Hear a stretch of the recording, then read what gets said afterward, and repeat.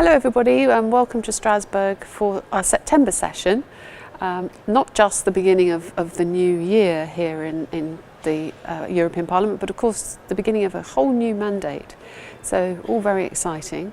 You'll have been reading in the news about the appointment of new commissioners. The European Parliament has a very strong role in this, not in terms of appointing, but we have the opportunity to decide whether we accept or don't accept. And that's an interesting thing because across the political spectrum we have very different ideas on which nominations we support and which ones we don't. You'll know that Lord Hill, Jonathan Hill, who is our British nominee, has been having a bit of a hard time because of course many people are saying that he should not get the financial regulation portfolio because that's like putting the poacher in charge of the gamekeeper.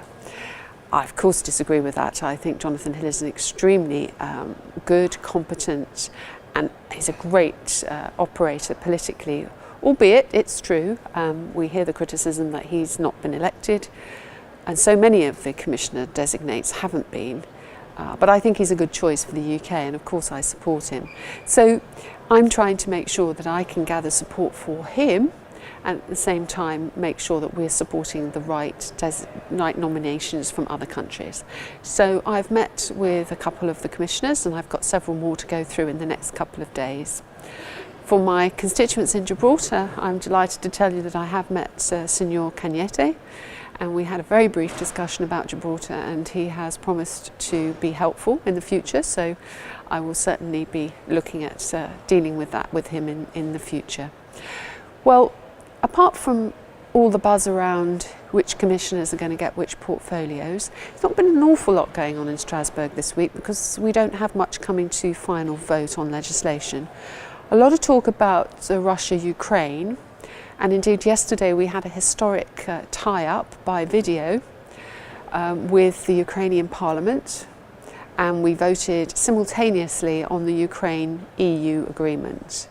And this agreement is designed through a number of mechanisms to assist the Ukrainian move towards more democracy and in the very long term becoming part of the European Union. So they get some privileged partnership access.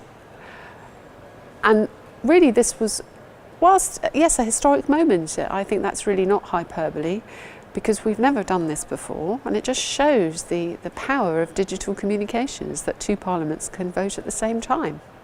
So very interesting. But of course we've also been talking about the Russia-Ukraine situation from a different point of view, and a very serious one, which is the sanctions that the EU and the US have agreed on Ukraine, of course, have had a knock-on effect that Russia has banned a lot of EU products. And the ones they've gone for first, where they can hit us with maximum damage, is fresh fruit and fresh produce, seasonal produce. And I was astonished to discover that 90% of the Polish apple harvest goes to Russia. That's now, that route for them has been cut off. So we've been discussing how the EU could help.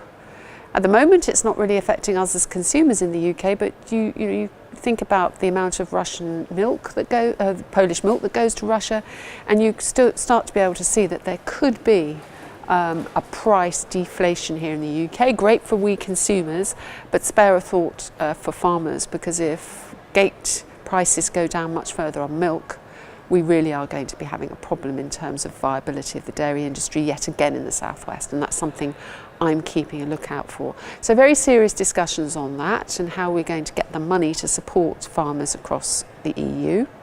After all, it's not entirely fair that they should be the victims of a foreign policy decision.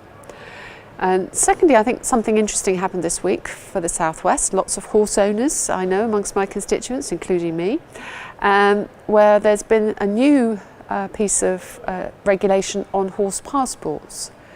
And this will involve the compulsory keeping of a national database. As you know, the UK has abandoned its national database some years ago, and clearly having a horse passport's really not worth a great deal if there's no database to check it against. So the new rules would mean compulsory database and they would mean that you would have to have your horse microchipped. Now this is something I'm less sure of, and I'd be delighted to hear from people what their view is on that, because compulsory microchipping by a vet will be an extra cost. Not really a problem on a top class eventer, but when you go further down the chain, when we start looking at children's ponies, that could be a significant cost, and it could mean that the whole system won't work. So I'll be putting on my website the proposals when they come out at the end of this week. So I'll be delighted to get some feedback from you. So that's it from Strasbourg for this month. We'll be back here in October when the real legislative programme will start again. I'm busily working, I'm the rapporteur on air quality, which you will have seen from the press is becoming very important. Many people are dying from the long-term effects of poor air quality, and I'm the rapporteur, which gives me a particular position in that, so I'm starting work on that now. So I'll report back to you on that at the end of the month. Thank you very much, and enjoy this wonderful Indian summer we've been having.